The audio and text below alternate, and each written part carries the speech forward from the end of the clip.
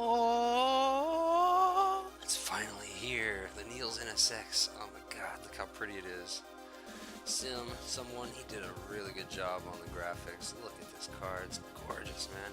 You got all kind of really interesting options if you want, like, I'll show you real quick. Vehicle, upgrades, like, see all this force feedback setting, tire size, engine, gearbox, gear ratio, the LSD, left. You can be left hand or right hand steering wheel. I'm American, so I put it on the left side, but it was on the right side, Japanese style. You can do like pop-up headlights. You know what I'm saying? Level of detail thing, of course, and all that kind of stuff. Pop-up headlights there and everything. Man, it's pretty, really well done, guys. Installation is very simple as long as you follow the instructions carefully. Niels put in a README PDF that has very precise, clear, easy to understand instructions. However, if you don't pay attention carefully, you could mess things up on the installation. It's a little more complicated than your typical installation, you know what I mean? But the instructions are there, so read them. Back up your folder just in case you mess up or whatever. Anyways, so after you do your installation,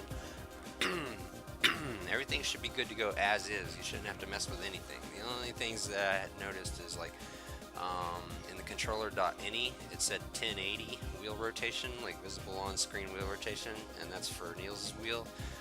We all wish we had his wheel, but sadly some of us don't. I got 900 degree wheel, so I changed where it said 1080 to 900, so it matches my wheels movement. What else? That's about it. I mean, you'll see if there's anything you need to look at. The shifting, I'm on sequential because I don't have an 8 shifter, so I can't demonstrate like the grinding gears or anything like that, but you guys with 8 shifters can experiment with that sort of thing. Force feedback stuff, I left it all as he explained, just as it is, whatever, except for instead of positive value, I had to go to negative value, like negative 100. It depends on your wheel, you might be negative 100 or positive 100, so just find out which one's correct for you.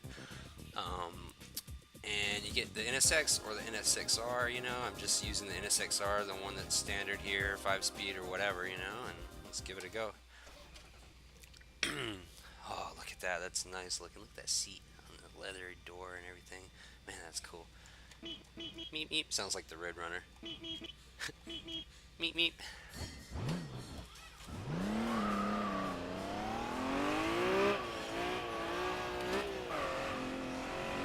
Holy crap, this feels good.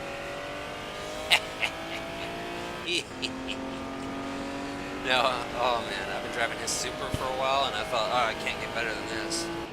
Apparently it can. Wow. Just from like pulling out there, I can tell how much better it is. Holy crap, this is brilliant. Oh my god, this is nice.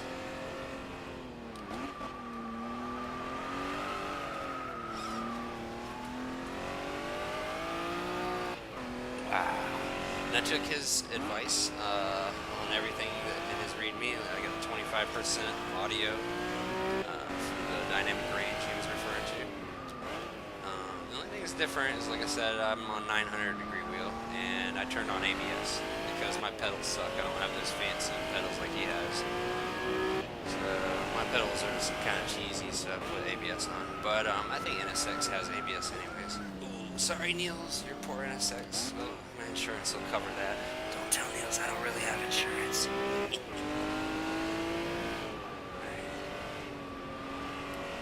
Damn, this car just makes you feel like you can drift even if you don't know how. I don't know how to drift, but it makes me think I know how to drift.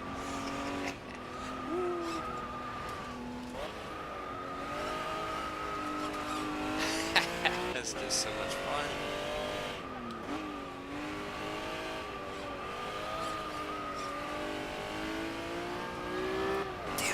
Are good. This is better than iRacing, a set of Corsa, DQ2, live for speed, anything. Man, I might be crazy, but to me this is the best feeling I've ever had in a sim racing environment. Like, the physics are so good. Maybe that's just my Niels crush. Holy crap, man, this feels good. I've always wanted to drive an NSX in real life. It's kind of one of my dream cars, This is nice, man.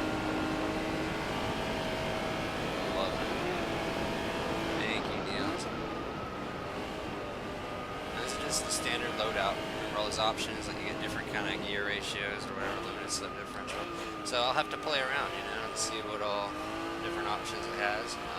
This is the NSX-R, but then there's the standard NSX. He said that that one would have a little more body roll, maybe a little more personality, a little softer. This has got plenty of personality. So, I mean, I'm scared to try anything else. Just this right here, it feels so amazing. But, you know, I'll try it all eventually. Crap, this feels good. I'm not kidding. When you do the installation, just remember, follow the directions. Oops, one more. Follow the directions very carefully. And that was my fault, not the car's fault.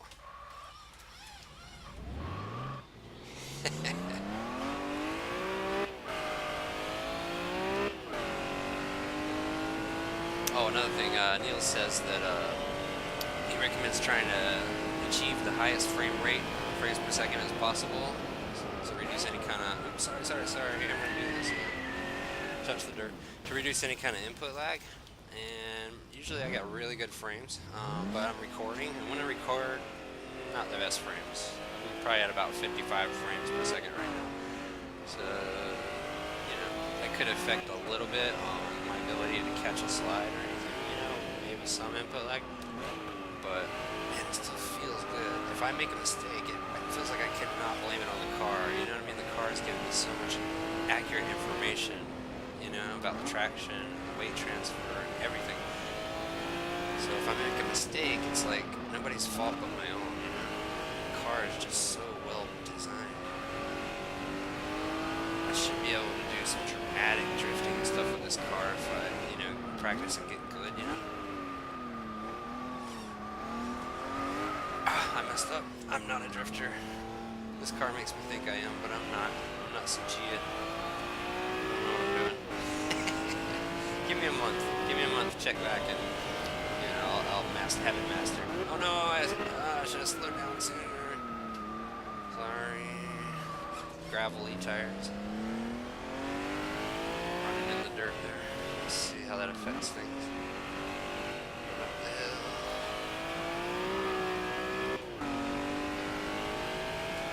I'm not as good at the talk and drive as he is. When I talk and drive, things like that happen.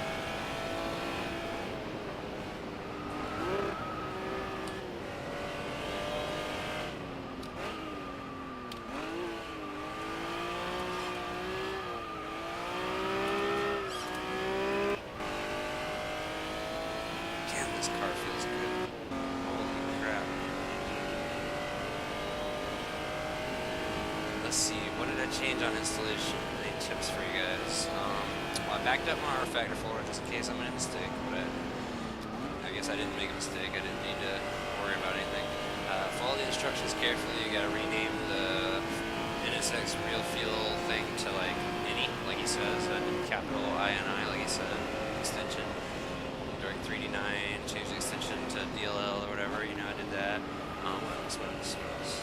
Just follow his instructions really carefully, and then check out, you know, go into like user data, NSX player, you know, be in there now, and check the controller.ini and the .plr file to make sure that there's nothing in there that would go against your personal taste, you know, after the installation. Like I said, the visible on-screen wheel was 1080 and mine's a 900, you know, that sort of thing, you know, and I think it has effect on some other stuff too, like the mirrors. If I were to cycle through the mirrors, I can't have just the real mirror now. It's either some fake mirrors, fake mirror plus a real mirror, or no mirror. I like it with just the real mirror. So that's probably something in the controller.ini or PLR file that I'll have to look at. Also, if I like wreck the car and I try to back up and reverse by like just tapping the downshift paddle, it doesn't get into reverse. I had to assign a key as the reverse gear and hold that down. So that's probably something also in the controller.ini maybe that was overwritten to Niels' personal setup, you know, his rig. But if those are the only things you have to adjust for personal taste maybe, then that's fine, you know. I love the simplicity of it because that, other than that, you just go, you know, you do the installation like it says, and you just go. Man, it feels good. Alright, let me get ready to drive. See, this is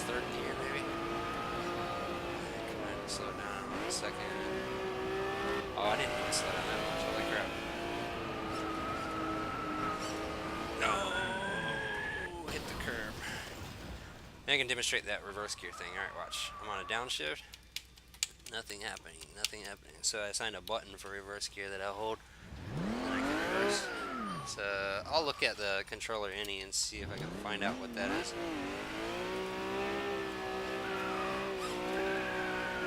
Shred the tires a little here.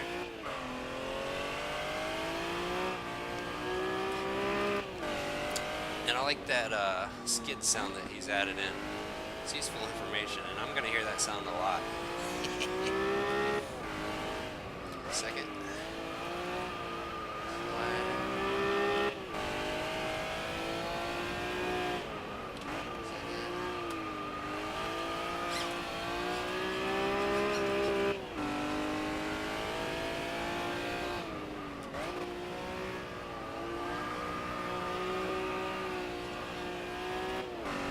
Uphills, like the elevation changes on this track, can be really deadly. It's still my favorite track. Love Nordschleife.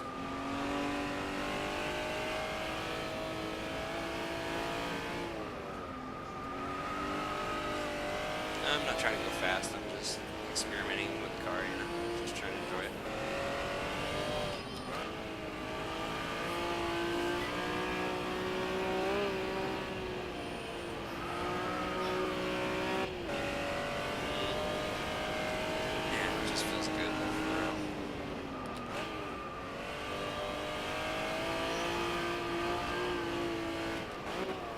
It's got a lot of personality. If you drive a certain way, you get a lot of understeer. If you drive another way, you get a lot of oversteer. You get that full range of experiences to be had in this car. And you can, I'm sure you can master some insane drifting if you wanted to. It's there for you. You don't need any special mods or e-brakes or anything,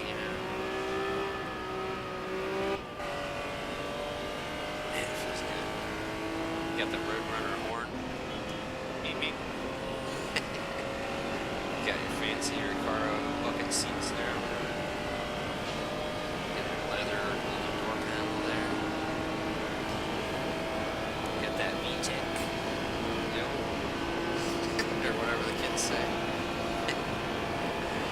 This is the 5-speed, topping out at 153-ish miles per hour. I better be careful on this little bump. Elevation change. And I'm gonna touch the wall. Ah!